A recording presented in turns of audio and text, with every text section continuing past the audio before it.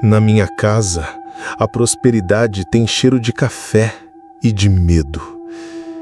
Meu pai é um homem respeitado na região, dono da fazenda Sombra d'Água, a maior produtora de café do interior de Minas. Um homem bom, que ajuda a igreja, que emprega metade da cidade.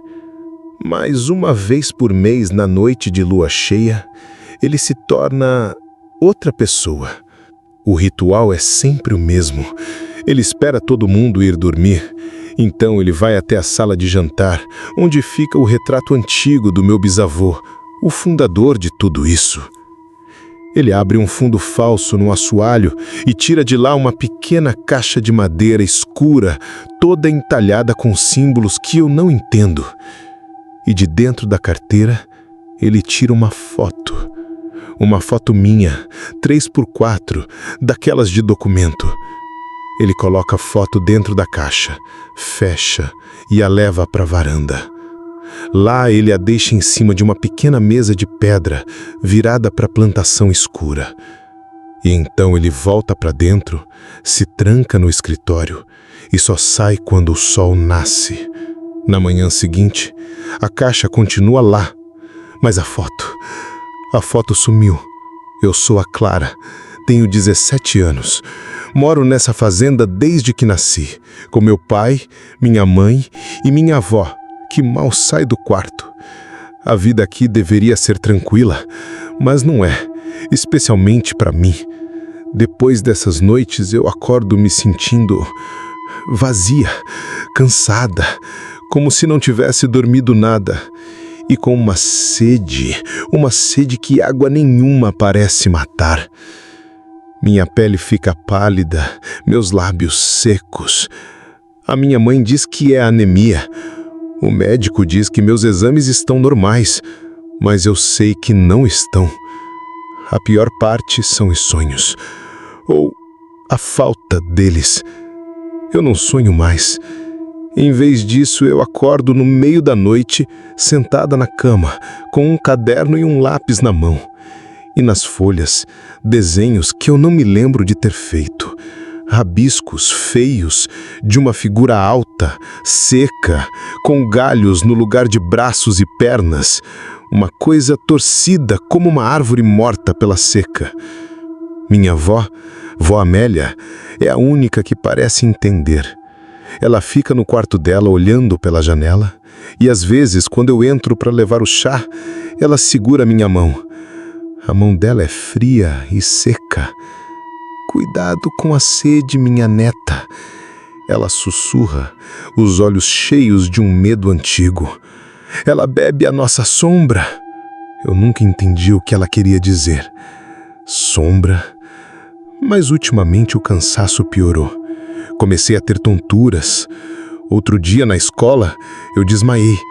Quando acordei na enfermaria, a primeira coisa que eu vi foi o meu reflexo no vidro de um armário. Por um segundo, eu juro, parecia que a minha imagem estava meio apagada, meio transparente. Aquilo me assustou de verdade. Comecei a prestar mais atenção no meu pai, no jeito como ele me olhava depois das noites de lua cheia. Não era com amor, era com culpa e pena, como se eu fosse um animal que ele precisava sacrificar. Eu precisava saber o que tinha naquela caixa e o que acontecia com as minhas fotos. Uma noite, decidi que não ia dormir. Fiquei no meu quarto com a porta só encostada, esperando. Vi meu pai fazer todo o ritual. Quando ele se trancou no escritório, eu esperei um tempo e desci, pé por pé.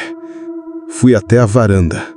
A noite estava fria, silenciosa. A caixa estava lá, em cima da mesinha de pedra. Meu coração batia tão forte que parecia que ia sair pela boca. Eu sabia que estava fazendo algo errado, proibido, mas eu precisava.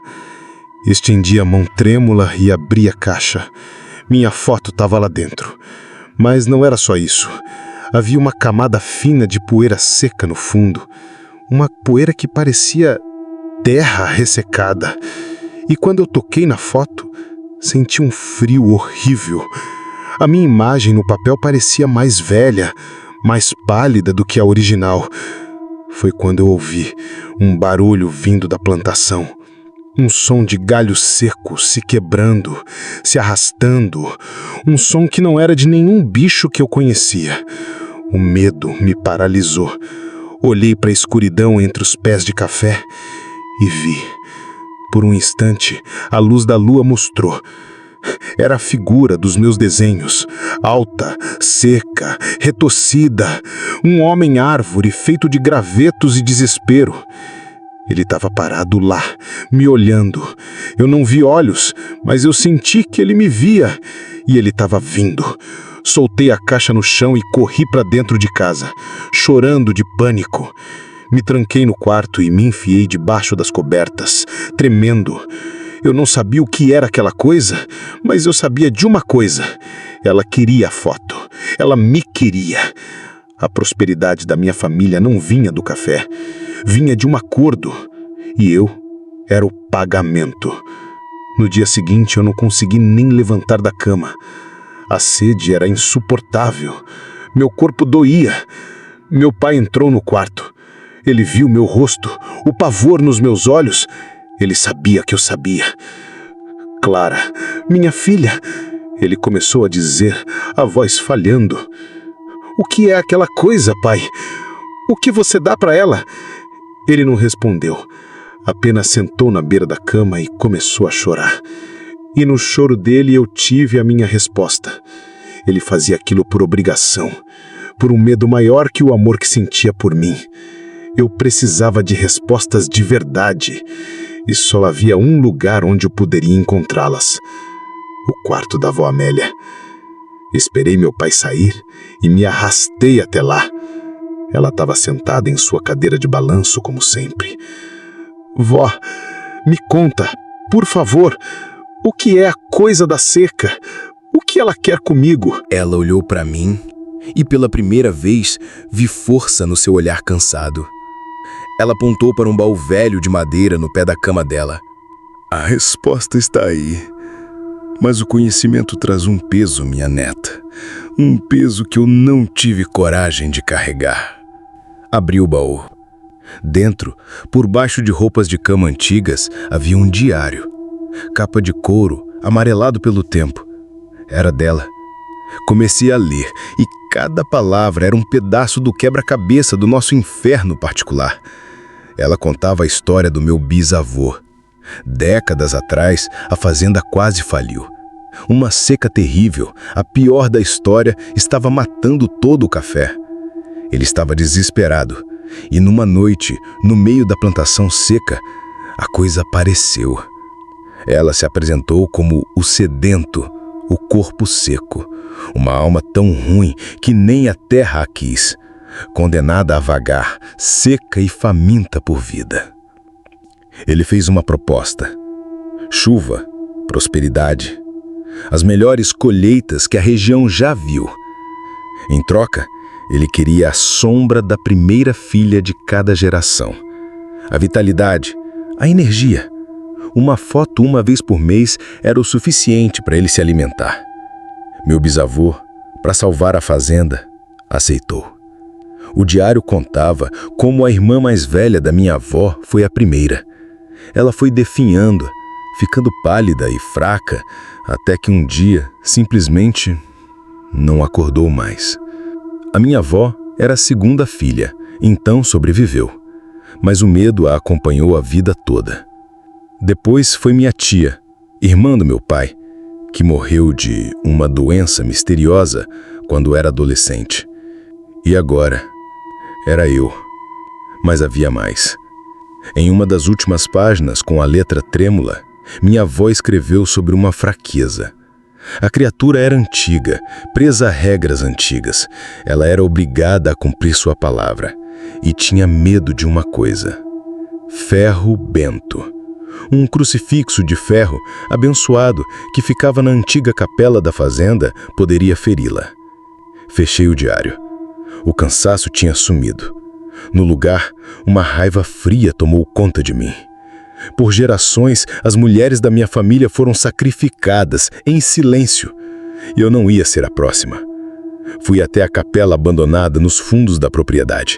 O lugar estava caindo aos pedaços, mas na parede mofada, acima do altar quebrado, ele estava lá, um crucifixo de ferro enferrujado pelo tempo. Eu o arranquei da parede. Era pesado, frio. Escondi ele nas minhas costas, por dentro da calça. A lua cheia estava chegando. Eu tinha um plano. Não era um plano bom, era um plano desesperado, mas era o único que eu tinha. Na noite do ritual, eu interceptei meu pai antes que ele pudesse pegar a caixa. Deixa que eu levo, pai. Hoje, eu mesma vou fazer a entrega. Ele me olhou, os olhos cheios de pânico. Clara, não, é perigoso. Você não entende. Eu entendo mais do que o senhor imagina, eu disse, a voz firme. Peguei a caixa da mão dele. Dentro, coloquei minha própria foto e caminhei para a varanda. Deixei a caixa na mesinha de pedra e esperei. O som de galhos se arrastando começou, mais perto dessa vez. A figura seca e torcida saiu da escuridão. Ela era mais alta do que eu imaginava. O cheiro dela era de pujira e morte. Ela parou a alguns metros de mim. Uma voz que parecia o raspar de folhas secas ecoou na minha mente. A menina veio por conta própria, corajosa ou tola. Eu vim fazer um novo acordo sedento. Eu gritei, usando o nome do diário. A figura pareceu recuar um pouco. Usar o nome dela lhe dava um certo poder. Um novo acordo, a voz sibilou na minha cabeça. O acordo é antigo e bom para mim. Eu te ofereço mais, eu disse, o coração martelando. Você pega minha sombra, não em pedaços, mês a mês, pega tudo, de uma vez. Em troca, você deixa esta família em paz, para sempre. A maldição acaba comigo. A criatura ficou em silêncio por um longo tempo.